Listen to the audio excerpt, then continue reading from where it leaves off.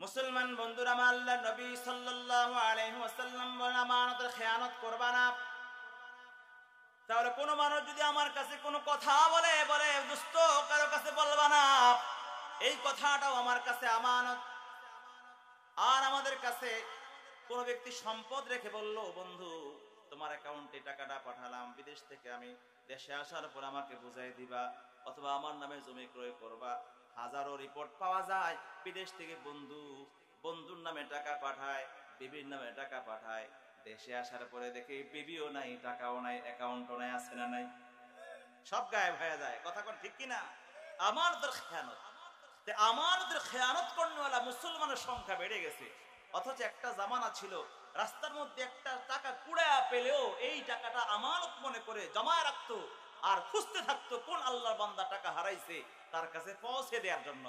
1000 টাকার একটা নোট এটা পেলে মাইকিং করে করে তার মালিকের কাছে পৌঁছে দেওয়া মুমিনের দায়িত্ব। আর আমরা চিন্তা করি 1000 টাকা লাগে না, 10 টাকার নোট পাইলে আস্তে করে পকেটে ঢুকাই দিই। আর 1000 টাকার নোট যদি রাস্তায় পড়ে থাকতে দেখি, তাহলে আস্তে আস্তে কি করবে? এটা কাছে যাবে, কাছে গিয়ে প্রথম স্যান্ডেলের নিচে নিবে, নেওয়ার পরে এদেশেই তাকাবে, পা চুলকানের ভান করে টাকাটা নিয়ে পকেটে নিয়ে তারপরে পালাইয়া যাবে। ঠিক না? কাজী আবু বকর রহমতুল্লাহ আলাইহি একজন বড় বুজুর্গ ছিলেন, যুবক মানুষ, মক্কার অধিবাসী ছিল। অনেক দুর্ভিক্ষ ছিল, দুর্ভিক্ষের কারণে ঘরে কোনো টাকা পয়সা নাই, কোনো খাবার নাই, পেটের মধ্যে ক্ষুধার যন্ত্রণা নিয়ে কাজী আবু বকর রহমতুল্লাহ আলাইহি জীবন যাপন করতেছে। মক্কার বাজারে অলিতে গলিতে ঘুরতেছে কাজী আবু বকর রহমতুল্লাহ আলাইহি। একদিন যায়, 2 দিন যায়, সপ্তাহ পার হয়ে যায়, ঘরে খাবার নাই, চুলায় আগুন নাই। কাজী আবু বকর রহমতুল্লাহ আলাইহি পেটের মধ্যে ক্ষুধা, কাজের সন্ধানে বের হয়েছেন, কিন্তু কোনো কাজও নাই। যে কিছু কাজ করে শ্রম দিয়ে তারপর উপার্জন করে কিছু কেনাকাটা করে খাবারের ব্যবস্থা করবেন, এভাবে কষ্টে জীবন যাপন করতেছে কাজী আবু বকর রহমতুল্লাহ আলাইহি। একদিন বিকাল বেলা রাস্তায় ঘুরতে গিয়ে দেখতে পায় রাস্তার মধ্যে একটা চামড়ার ব্যাগ পড়ে আছে। কাজী আবু বকর রহমতুল্লাহ আলাইহি ব্যাগটা হাতে নিলেন। ব্যাগটা হাতে নেওয়ার পর দেখতে পায় ব্যাগের ভিতরে আর একটা ছোট্ট চামড়ার থলি, চামড়ার ব্যাগ। ওই চামড়ার ব্যাগের ভিতরে খুলে দেখে একটা সোনার চেন, হীরা মণি মুক্তা খচিত দামি একটা স্বর্ণের নেকলেস।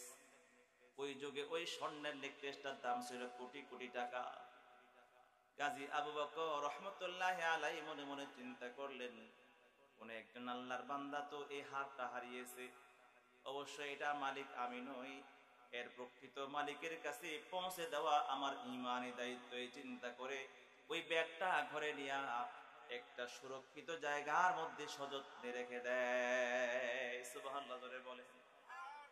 অথচ কাজী আবু বকর রহমতুল্লাহ আলাইহির পেটের মধ্যে ক্ষুধার যন্ত্রণা, চতুর্দিকে দুর্ভিক্ষ, কোথাও কোনো খাবার নাই, কোনো কাজকর্ম নাই। কাজী আবু বকর রহমতুল্লাহ আলাইহি চাইলে এই স্বর্ণের নেকলেসটা বিক্রি করে ওই যুগে অনেক বড় প্রভাবশালী ধনী আমির হয়ে যেতে পারতেন, কিন্তু তবুও নিজের ঈমানকে রক্ষা করার জন্য, ঈমানের পরিচয় দেওয়ার জন্য এই আমানতটাকে রক্ষা করলেন। তিনি তার ঘরের মধ্যে সংরক্ষণ করে রাখলেন। আর প্রত্যেকদিন সারাদিন সকাল সন্ধ্যা রাস্তার মধ্যে ঘুরে আর অপেক্ষা করতেছে, দেখিনি কোন একজন আল্লাহর বান্দা যদি এই সম্পদ হারায়া থাকে, নিশ্চয়ই তো সে খোঁজার জন্য রাস্তার মধ্যে আসবে, ঘোষণা করবে। এই অপেক্ষায় রয়ে গেলেন। 2 দিন পর রাস্তার মধ্যে একজন মুরব্বী মানুষ রাস্তার গলির মধ্যে দাঁড়ায় ঘোষণা দিল, কয়েকদিন পূর্বে এই বাজারের মধ্যে আমি একটা স্বর্ণের ব্যাগ, আমি একটা চামড়ার ব্যাগ হারিয়েছি। ওই ব্যাগের মধ্যে আমার মূল্যবান সম্পদ ছিল।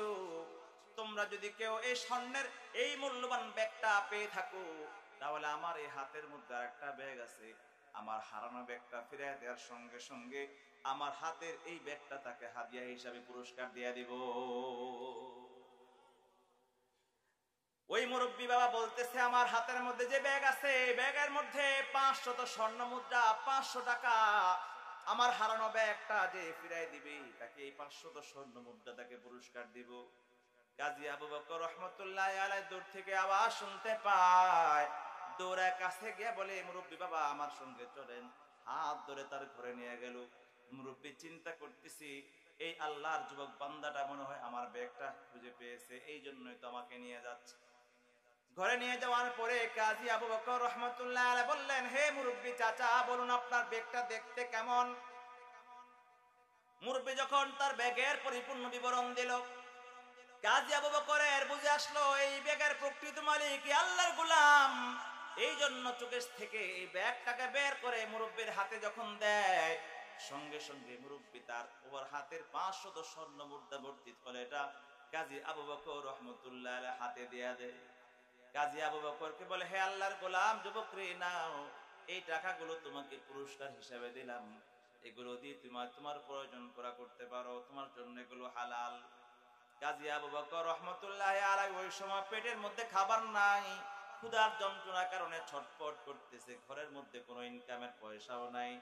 ওই মুহূর্তে চাইলেই তিনি হালাল এই উপার্জনটা গ্রহণ করতে পারতেন, কিন্তু কাজী আবু বকর রহমতুল্লাহ আলাইহি বলেন, হে আল্লাহর গোলাম, আমি যে আপনার এই দামি ব্যাগটাকে, আপনার এই ব্যাগটাকে সংরক্ষণ করেছি, আপনার কাছে ফিরে দিয়েছি, কোন আল্লাহর জমিনে কোন মানুষ থেকে পুরস্কার নেওয়ার জন্য নয়, দুনিয়ার কোন স্বার্থের জন্য নয়। আপনার কাছে আপনার ব্যাগ ফিরাই দিলাম, আমি আমানত ফিরাই দিলাম, আমানতের হেফাজত করলাম। মূলত আমি আমার ইমানের হেফাজত করেছি, ইমানের হেফাজত করে বিনিময় নিতে চাই না।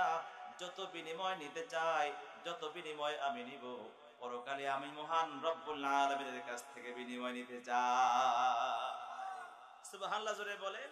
কার কাছ থেকে বিনিময় নিতে চাই? জোরে বলেন। আল্লাহর কাছ থেকে বিনিময় নিতে চাই। দুনিয়ার কোন মানুষের সম্পদ আমি চাই না। পেটের মধ্যে ক্ষুধা, ক্ষুধার যন্ত্রণা, পকেটে টাকা নাই, পয়সা নাই, দুর্ভিক্ষ চতুর্দিকে, তবুও কিন্তু দুনিয়ার কোনো লোভ নাই, দুনিয়ার কোনো মায়া নাই, অন্যের সম্পদের প্রতি কোনো লোভ নাই। কাজী আবু বকর রহমতুল্লাহ আলাইহি এই আচরণ দেখে আল্লাহর এই বৃদ্ধ বান্দার চোখে পানি চলে আসলো। চোখের পানি ছেড়ে দিয়ে আল্লাহর বান্দা চলে গেল। আরো কিছুদিন যাওয়ার পর কোন এক ব্যবসায়ী সফরে কোনো কাজে সমুদ্রে ভ্রমণে বের হলেন কাজী আবু বকর রহমতুল্লাহ আলাইহি। সমুদ্রের মাঝামাঝি যাওয়ার পর ঝড়ের কবলে পড়ে যখন জাহাজটা ডুবে যায়, কাজী আবু বকর রহমতুল্লাহ আলাইহি কোন রকম বেঁচে আত্মরক্ষা করে সাঁতার কেটে কোন একটা দ্বীপের মধ্যে আশ্রয় গ্রহণ করে, সেই দ্বীপটা ছিল ইয়ামানের একটা দ্বীপ। ওই দ্বীপের মধ্যে আশ্রয় গ্রহণ করলেন। চতুর্দিকে মানুষের কোনো চিহ্ন দেখা যায় না। হাঁটতে হাঁটতে চূড়ার মধ্যে উঠলেন, ভিন্নপুর এক জায়গায় একটা মসজিদ দেখতে পায়, মসজিদে আশ্রয় নিলেন। চতুর্দিকে আপনজন বলতে কেউ নাই, প্রিয়জন বলতে কেউ নাই, নতুন জায়গা, নতুন দেশ। মসজিদের মধ্যে গিয়ে যখন আশ্রয় নেয়, মসজিদের মধ্যে তিনি বসে বসে কোরআনে কারিমের তেলাওয়াত করতেছে কাজী আবু বকর। যখন নামাজের সময় হয়ে যায়, মহল্লার শত মানুষ যখন মসজিদে নামাজ পড়ার জন্য আসে, নামাজ পড়তে এসে দেখে একজন আগন্তুক মুসাফির যুবক মসজিদে বসে বসে মধুর কণ্ঠে কোরআনে কারিমের তেলাওয়াত করতেছে। মুসল্লিগণ কাজী আবু বকর রহমতুল্লাহ আলাইহি চতুর্দিকে কাতার বন্দী হয়ে বসে গেল, মধুর কণ্ঠের কোরআনে কারিমের তেলাওয়াত শুনতেছে। তেলাওয়াত যখন শেষ হয়ে যায়, লোকজন জিজ্ঞাসা করলো, হে আল্লাহর বান্দা, হে যুবক, কে তুমি, কি তোমার পরিচয়, কোত্থেকে আসলা? কাজী আবু বকর রহমতুল্লাহ আলাইহি বলেন, আমার বাড়ি হলো মক্কায়, যৌ সমুদ্রে জাহাজ ঝড়ের কবলে পড়েছে, এই জন্য আমি ভাসতে ভাসতে আপনার এই এলাকার মধ্যে আশ্রয় নিয়েছি, এখানে আমার আপনজন প্রিয়জন বলতে কেউ নাই। কাজী আবু বকর রহমতুল্লাহ আলাইহি কথা শোনার পরে এলাকার মুসল্লিগণ বললেন, হুজুর, আপনি এখানে ভাসতে ভাসতে আসেন নাই, বিপদে পড়ে আসেন নাই, বরং মহান রব্বুল আলামিন আমাদের উপর রহম করে দয়া করে আপনাকে আমাদের কাছে পৌঁছে দিয়েছে। কেন পৌঁছে দিয়েছে? কারণ আমাদের এই মসজিদের একজন ইমাম ছিল, কিছুদিন পূর্বে আমাদের ইমাম সাহেব মৃত্যুবরণ করে। এলাকার মধ্যে আর কোনো আলেম নাই, হাফিজ নাই, যে আমাদেরকে নামাজ পড়াবে, কোরআন শোনাবে, কোরআন পড়াবে, নামাজ শিখাবে, মাসআলা মাসায়েল শিক্ষা প্রদান করবে, এমন কোন বিজ্ঞ আলেম বা হাফিজ কোরআন নাই। এই জন্য আল্লাহ পাক রব্বুল আলামিন আপনাকে আমাদের কাছে পাঠাইছি। অতএব আপনি আসেন নাই, আমরা আপনাকে আর যেতে দিতে রাজি না। অতএব আপনি রাজি হয়ে যান, এখন থেকে আপনি এলাকায় থাকবেন, আমাদের নামাজ পড়াবেন, নামাজ শিখাবেন, মাসআলা মাসাইল শিক্ষা প্রদান করবেন। কাজী আবু বকর রহমতুল্লাহি আলাইহি রাজি হয়ে যায়। সেখানে তিনি বসবাস করতে লাগলেন। কিছুদিন যাওয়ার পরে এলাকার লোকজন ধরলো, ইমাম সাহেব, আপনি তো আমাদের মাঝে দীর্ঘদিন হয়ে গেছে এখানে বসবাস করতেছেন, এখানে আপনার কোন আপনজন প্রিয়জন নাই, আমরা আপনার মুসল্লি, আপনার একটা আত্মীয়র ব্যবস্থা করতে চাই, স্থায়ীভাবে আপনার জন্য ঘর করে দিতে চাই।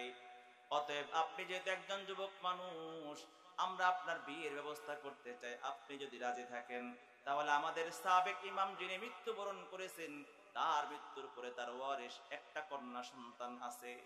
শুনেছি মানুষের কাছ থেকে অনেক আল্লাহওয়ালা, মুত্তাকি এবং সুন্দরী।